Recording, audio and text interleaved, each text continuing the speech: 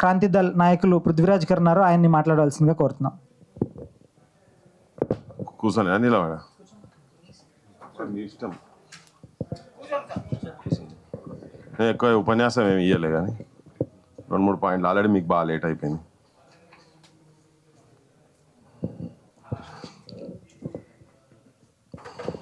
అందరికీ మీడియా మిత్రులకు, ఆ వేదిక మీద ఉన్న మిత్రులందరికీ దండాలు. జై తెలంగాణ. ఇది మొదటి మీటింగ్ కాదు, ఆఖరి మీటింగ్ కాదు. పోరాటాలు కూడా జరిగినాయి, అజిటేషన్లు జరిగినాయి, పాదయాత్రలు చేసినాము రోజులకు రోజులు. కానీ ఇంకా జరిగిందంటే మన జనాలు ఇంకా సోయికి రావాలి. రాజ్యం మన చేతిలోకి వస్తే కానీ నా వ్యక్తిగత అభిప్రాయం, రాజ్యం మన చేతిలోకి వస్తే కానీ సమస్యకు పరిష్కారం అనేది మాత్రం దొరకదు క్లియర్గా. సో ఈ ముఖ్యమంత్రి ప్రజలు అర్థం చేసుకోవాల్సింది ఏంటంటే, ముఖ్యమంత్రి ఏం చేస్తున్నంటే గర్భాన్ని ఎక్కడైతే ఈ నది పుడుతుందో ఆ గర్భాన్ని తొక్కి గుద్ది ఇప్పుడు దాన్ని కాపాడుతా అంటున్నాడు. దామగుండంలో చేసినది అదే కదా, అక్కడనే తొక్కేసినావు నువ్వు. ఇప్పుడు దాన్ని కాపాడుతా అనుడు అనేది పెద్ద స్కామ్. అది మూసి అని ఎవరు మాట్లాడినా ఇప్పుడు ఎట్లుంటుందంటే, గత ప్రభుత్వంలో కేసీఆర్ చెప్పిండు ట్యాంక్ బండును మొత్తం మంచినీళ్ళు చేస్తా, మీరంతా దానిలోకెళ్ళి నీళ్ళు వస్తాయి, మీ ఇళ్ళల్లో నల్లాలు ఇప్పితే చాలు 24 గంటలు నీళ్ళు వస్తాయి, అవే తాగాలి, అవే స్నానాలు చేయాలి, మంచిగా అందంగా కావాలి, అవే నీళ్ళతో వంటలు వండుకోవాలి, సనుబాల కన్నా ప్యూర్ చేస్తా అనే లెక్కలో మాట్లాడిండు ఆయన కేసీఆర్. అంటే ఆయన ఈయన ఇప్పుడు ఈ కొత్తగా వచ్చిండు ఈ ఏషగాడు, ఈ మొగాయనే, ఈయన చెప్పేది కూడా గదే కథ.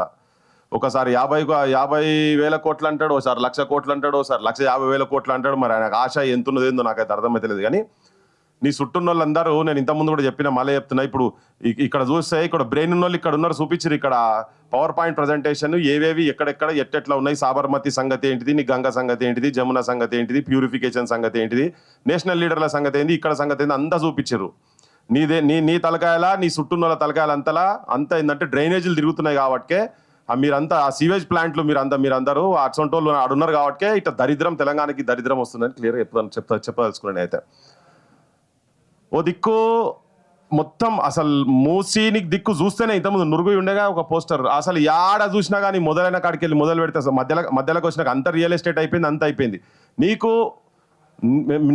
నీ ప్రభుత్వానికి నిజంగా కూడా మీరేమన్నా చిత్తశుద్ధితో నిజాయితీ కనుక ఆలోచన కనుక చేసేది ఉంటే, ఫస్ట్ ఇప్పుడు నువ్వు హైడ్రా పెట్టి అన్ని కథలు పడుతున్నావు కదా, 60 చెర్లకు పైన కబ్జాకు గురయ్యి రియల్ ఎస్టేట్లు కన్స్ట్రక్షన్ అయినాయి లాస్ట్ ప్రభుత్వంలో అని చెప్పని మీ ఉప ముఖ్యమంత్రి చెప్పిండు, మీ రెవెన్యూ మంత్రి చెప్పిండు, మీరు కూడా చాలా సందర్భాలని చెప్పారు.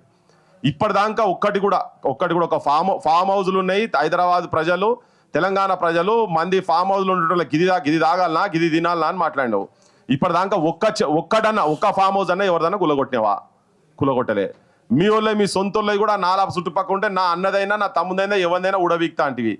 అటు కాలేగా మా బిలాల్ పైన అడిగితే చెప్తారు వాళ్ళ కన్నీటి కాదు ఎట్లున్నది ఏందో. అంటే పేదోళ్ళను, కటిక పేదోళ్ళను, కూటికి ఉన్నా లేకున్నా, నేను పోయినా వాళ్ళ వాడలకు పోయినా, ఆడ పోతే పువ్వులు గుచ్చుతున్నారు. బాగా గుర్తుకున్నది, నువ్వు బడ చెప్పినావు, పువ్వులు గుచ్చుతున్నారు. ఆ పువ్వులు బొందకాడ చచ్చిపోయినాక బొందకాడ శ్మశాన వాటికలు అవే పువ్వులు పెడతాం. దేవుని గుడికి పోతే అదే పువ్వులు. కొత్తగా పెళ్ళై లగ్గం చేసుకునేటోళ్ళకి కూడా పూల దండలు వేసేటోళ్ళు కూడా ఆ దండలు వేసుకుని అక్కడ తయారయ్యేటే పెడతారు. కానీ వాళ్ళ బతుకులు ఎంత ఘోరంగా ఉన్నాయంటే, ఆడికి పోయి చూస్తే కానీ అర్థం కాదు. అదో కన్నీటి గాథ వాళ్ళది.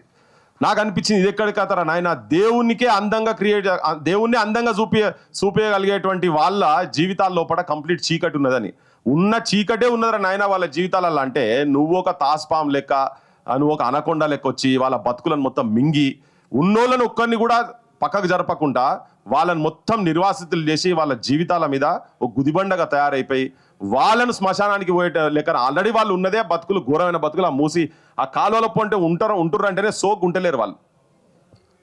వాళ్ళు ఇష్టంగా ఉండు కాదు, వాళ్ళు ఇబ్బందులుగా పాలై ఉంటున్నారు. వాళ్ళ బతుకులు పక్కకు చెప్పినాము. నువ్వు బంగ్లాలు చూపిస్తారు కదా, ఈ బంగ్లాలని కట్టి నువ్వు వాళ్ళనంతా షిఫ్ట్ చేసిన తర్వాత, బంగ్లాలు కట్టి పెద్ద బంగ్లాలు చూపిస్తారు కదా దీని పక్కకి, ఇవన్నీ వాళ్ళంతా షిఫ్ట్ చేసిన తర్వాత నీతో అయ్యేది కూడా కాదు, నీకు అది లేదంతా. నువ్వు ఒక real estate broker, real estate agent. మా శ్రీశైలం అన్నా మేమైతే తిరిగి ఏమన్నా అయ్యాలదా పంచాయతీ పాడై తిరుగుతూనే ఉన్నాం. కానీ ఒకటే ఏంటంటే, తెలంగాణ జనానికి ఈ మోసగాన్లను, ఈ బ్రోకర్ గాన్లను, ఈ జోకర్ గాన్ల మాటలు వింటే మనం ఇంకా అంటే మనం అమ్ముడు పోయి ఓట్లకు నోట్లు తీసుకొని వేసి ఇన్ని పైసలకు మందు దాగి వేస్తే మనకు వాళ్ళు ఆ మందు కలర్ ఎట్లుంటుందో అట్లా ఆ కలర్లో ఆ రంగులో ఉన్నటువంటి నీళ్లు వాళ్ళకి మనకు తాగిపిస్తారు. వాళ్ళ ఇళ్ళల్లో ఏం ప్రాబ్లం లేదు, వాళ్ళకి మొత్తం ఈడికెళ్ళి కాకపోతే వాళ్ళు హిమాలయాలకి వెళ్ళి నీళ్ళు తెచ్చుకుంటారు, అట్లా కాకపోతే ఇంకా బయట దేశాలకి కూడా తెచ్చుకుంటుంటారు. ఆయన చెప్తారు కదా చెంగే చాంగు థేమ్స్ నది, అక్కడ కూడా ఇంకా ఆడ కూడా ఇంకా పరిశాలలో ఉన్నారు నాయన, ఆడ కూడా ఏం ఆపలేదు మొత్తము. ఫస్ట్ ఏంటంటే ఇప్పుడు ఈయన చెప్తుండ్రు కొత్తగా ఇప్పుడు బిల్టో అని తీసుకొచ్చి ఇక్కడికి వెళ్ళి అన్ని తీసుకుపోయి బయట పెడతారు. మన ఆడజనం సంగతి ఏంది అసలు, దాన్ని నువ్వు ఎట్లా ప్యూరిఫికేషన్ చేస్తావు, ఏంటిది ట్రీట్మెంట్ ప్లాంట్స్ ఏంటి, వాటి గురించి ఏం మాట్లాడకుండా ఈ ఊకదుంపుడు ఉపన్యాసాలతోని గడికోసారి నీ ఏషాలు ఎట్లా మారుస్తున్నావో నీ మాటలు అట్లా మార్చుకుంటా అందరిని జనాలను ఉట్టి పిచ్చోలని చేసే ప్రయత్నం చేస్తున్నాడు ఈ రేవంత్ రెడ్డి. తర్వాత రాజకీయ పార్టీలు కూడా అన్ని మొన్న పోయినాం మేము, ఎంత దరిద్రంగా ఉన్నదంటే ఒక చిన్న ఉదాహరణ, మేము ఈ మెదక్ సైడ్ ఒక ఊరికి పోయినాం మొన్న, బహుశా మీరు అందరు చూసిండొచ్చు. ఒక చెరులో రక్తం లెక్కనే నీళ్లు పారేటి చూపించినాం కదా, అది మీకు వచ్చింది రితిక్ దామడు కాదు. సో అక్కడ ఊరోళ్ళు ఇప్పటి నుంచి కాదు కొట్లాడుతున్నది, నేను జస్ట్ మీకు అదొకటి చూపిస్తా, ఆల్రెడీ చూసి ఉంటారు, నేను ఒకసారి చూపించదలుచుకున్న దాన్ని.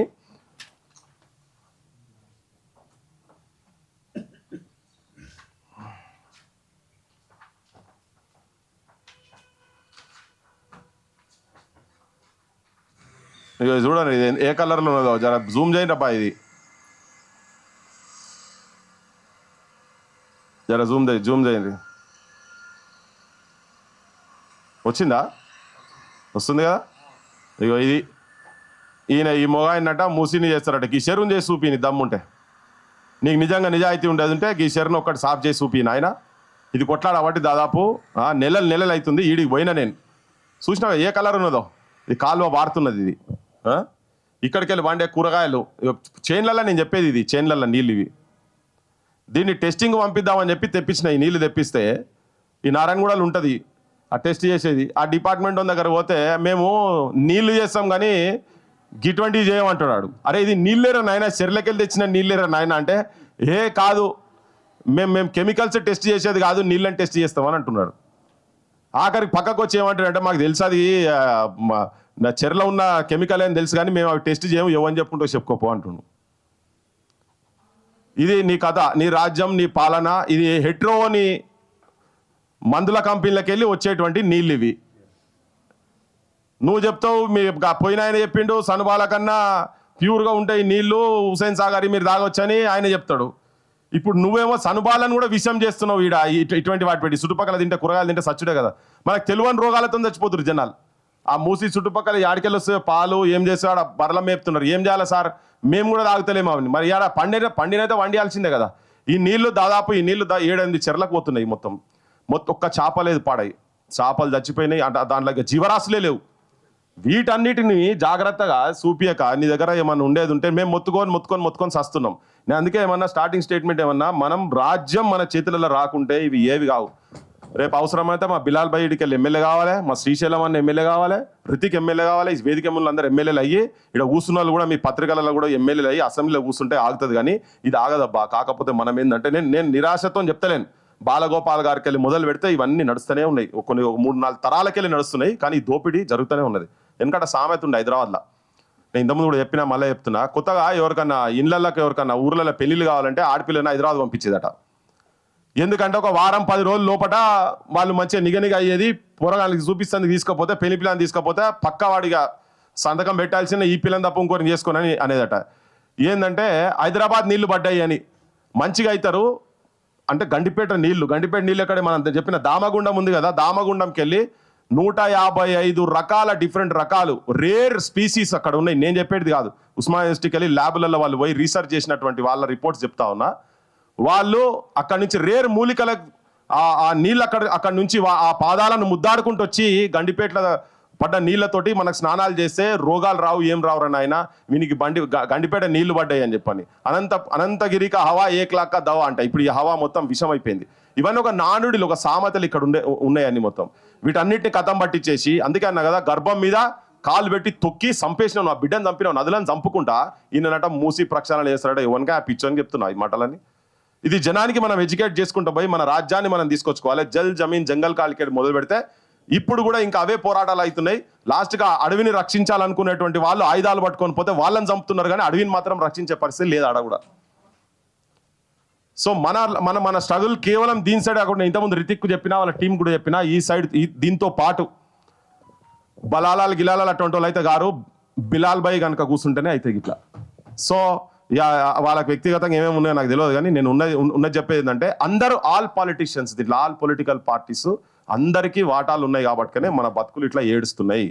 సో తెలంగాణ ప్రజలకు చెప్పేది ఏంటంటే మీరు అమ్ముడు పోయినంత కాలం, పైసలు తీసుకొని ఓట్లు వేసినంత కాలం, మందుకు బానిసలైనంత కాలం, యువతరం మొత్తం రాజకీయ నాయకులు ఎంబడి ఉండి పక్క పొంట పోయి ఇట్లా నిలబడి ఫోటోలు దిగి ఫ్లెక్సీలు పెట్టుకొని వాట్సాప్ గ్రూప్లలో పెట్టి మీ గర్ల్ ఫ్రెండ్లకో ఇంకెవరికో పంపించుకొని మురిస్తే మీ బతుకులు మారాయి, మీ తరాల బతుకులు మారాయి కనుక కొద్ది ఆలోచనతోని ఓటు చైతన్యంతో ఉద్యమాలు చేసుకుంటూనే ఓటు చైతన్యం చేయాలని చెప్పి నేను మీకు కూడా విజ్ఞప్తి చేసుకుంటూ, చాలా మంది కాలగర్భంలో కలిసిపోయినారు. ఈ దొంగ నాయకులను ఓటుతో ఎదిరించకుంటే మన తరాలు కూడా నాశనం అవుతాయి. ఇవి మనం ఆపలేము కనుక దీంతో పాటు మనం దాన్ని కూడా తీసుకొని పోవాలి. మీరు కూడా దాని సైడ్ రావాలి. ఇంతకుముందు కూడా చెప్పినా మళ్ళీ చెప్తున్నా, ఇది ఒకటే ఎజెండా. యువతరం ముందటికి వస్తేనే నువ్వు అన్నావు కదా, యూతే ముంగడికి రావాలి.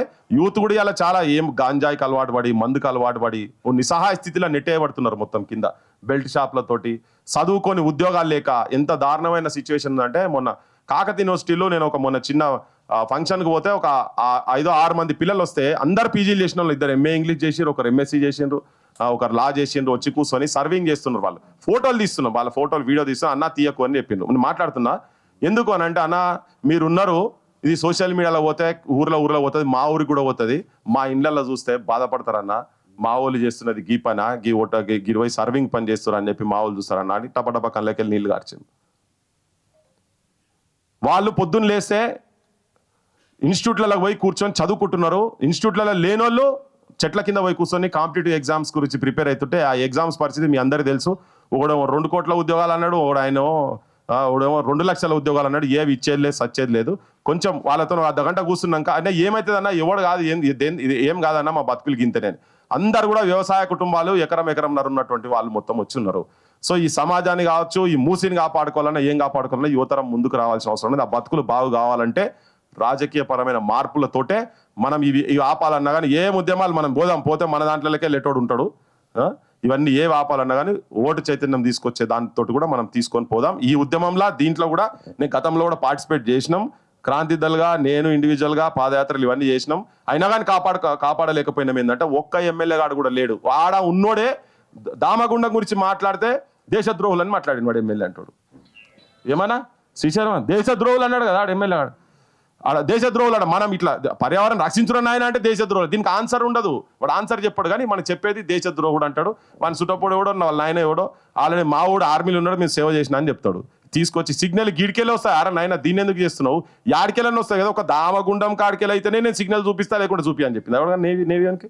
సో అని ఇవన్నీ బక్వాస్ కథలకు ఈ అసెంబ్లీలో దొంగలు, లంగలు, లోఫర్గాన్లు బోర్డు చేయబట్టే ఇట్లా అయింది. చదువుకున్నోళ్ళు, సమాజం పట్ల ఒక అవగాహన ఉన్నటువంటి వాళ్ళు, సమాజం పట్ల ప్రేమ ఉండి బాధ్యత ఉన్నటువంటి తెలంగాణ ముద్దు బిడ్డలు, అమరుల ఆశయాలను ముందు తీసుకుపోయేటువంటి వాళ్ళు రేపు అసెంబ్లీలో కూర్చుంటే మనం ఆపగలుగుతాం. దీంతో పాటు ఆ పోరాటాలు కూడా చేయాలని చెప్పి మీ అందరు విజ్ఞప్తి చేస్తూ ప్రజలకు కూడా తెలియజేస్తూ ముగిస్తున్నా. Thank you so much.